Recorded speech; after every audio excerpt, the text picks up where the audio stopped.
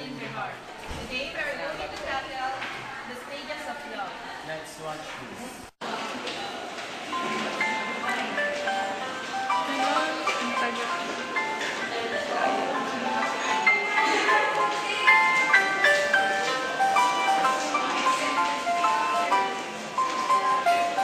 It's her hair and her eyes today. I just need to get away. And the feeling that I'm falling further in love makes me shiver. But Stages of love. If you're going to ask me what love is, I think that love is really undefined. If we could define it, then where would the mystery be? Love starts in our hearts, blows up our brain, and flows out in our veins, which is connected with our body.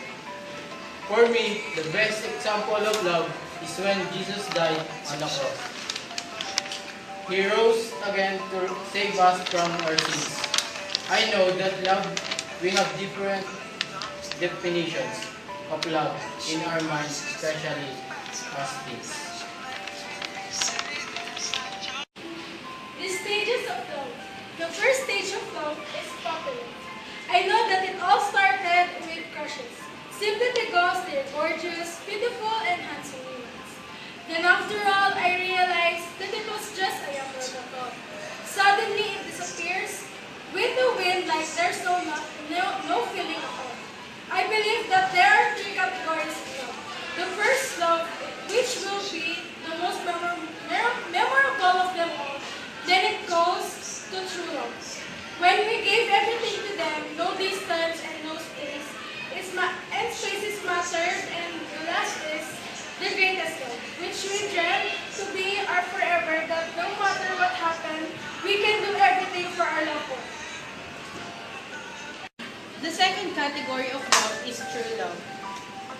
True love is the love that came from our true friends, from the people around us, from our relatives, particularly to our family, to our parents, to our mom.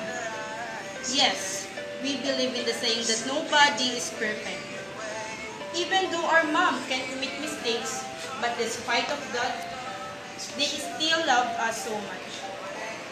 When we commit mistakes, they are always ready to forgive us. So we must just do the same thing. We also believe in the saying that kayang tiisin ng anak ang ina, pero hindi ng ina ang anak. Before we proceed to the third and last category of love, let me just give a short message for my mom and dad. Mom, Dad, I love you so much. And if you just even know how much I miss you. Now, let us proceed to the third category of love, which is greatest love. This love can only be found in one person. He is the man who died on the cross, just to save us from our sins. He is Jesus, the Redeemer and Sanctifier of all. For me, it shows the unconditional and the greatest love. We must always put in our minds and hearts the two commandments of love.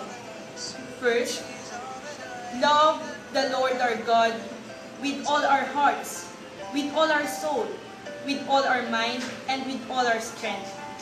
The second one is love your neighbor as we love ourselves. And guys, note that love is not only about having boyfriends or girlfriends. We should always remember that the love came from our family is still the best motivation and inspiration in studying. And always put God at the center of our lives. Why? Because God is love.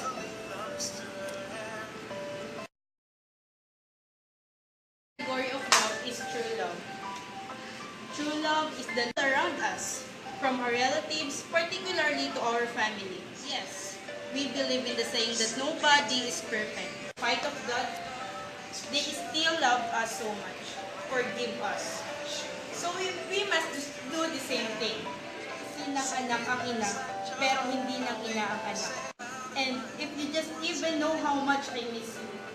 Proceed to the third category of love, which is greatest love. Proceed to the third category of love, which is greatest love. This love, He is the man who saves us from our sins. He is Jesus. It shows the unconditional and the greatest love. Two commandments of love. First, with all our soul, with all our mind, and with all our strength, we love ourselves. And guys, note that friends, we should always remember that the love, motivation, and inspiration in studying and